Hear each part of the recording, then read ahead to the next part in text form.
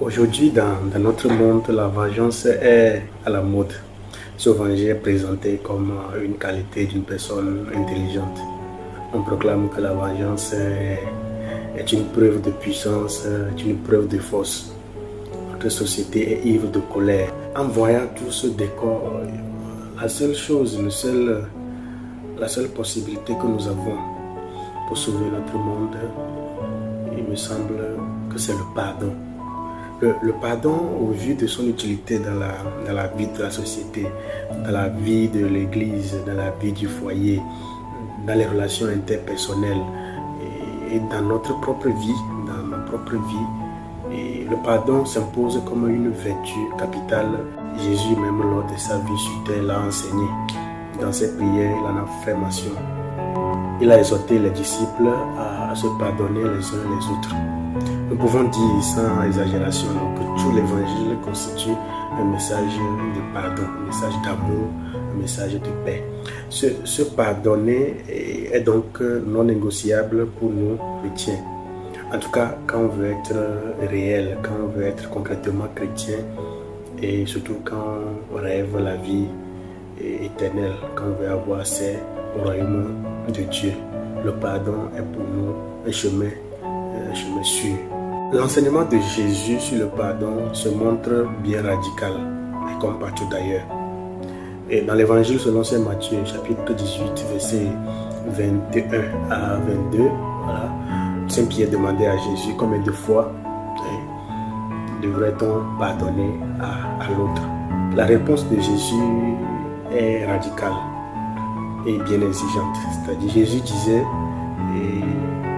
je ne te dis pas 7 fois, mais jusqu'à 70 fois, 7 fois.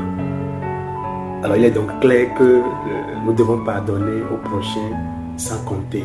Il n'y a pas de nombre de fois quand il s'agit de pardonner, mais chaque fois nous devons faire preuve de pardon envers l'autre. Nous n'avons pas d'autre échappatoire quand il s'agit d'accorder le pardon au prochain.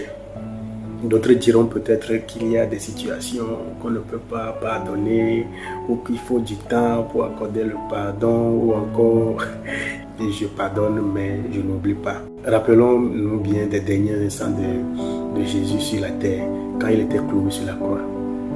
Jésus a accordé le pardon à ses bourreaux et il a reçu dans le royaume de son Père le jour-là même le voleur crucifié avec lui. Jésus disait, pardonne leur Père car ils ne savent pas ce qu'ils font. Suivons tous ensemble l'exemple du Maître et essayons de pardonner, d'accorder le pardon au prochain. Le pardon, dans l'enseignement chrétien, est un acte d'amour qui se vit dans la grâce infinie de Dieu. Alors le pardon et l'amour vont de pair. Parce que je t'aime, alors je t'accorde le pardon. Je ne veux pas briser la relation qu'il y a entre nous. Je t'accorde le pardon par amour. Comme Jésus lui-même nous a sauvés par amour. Le pardon doit être mu à l'amour. Sans l'amour, on ne peut pas pardonner. Alors que le Seigneur nous soutienne chaque jour afin que nous puissions trouver la force nécessaire pour pardonner à nos frères chaque fois qu'ils nous demanderont pardon. Afin que nous-mêmes nous puissions recevoir le pardon divin. La prière de notre Père nous dit ceci, Matthieu 6, verset 12, pardonne-nous nos péchés comme nous pardonnons à ceux qui nous ont offensés. Si nous voulons recevoir le pardon divin, nous devons commencer par pardonner nos prochains.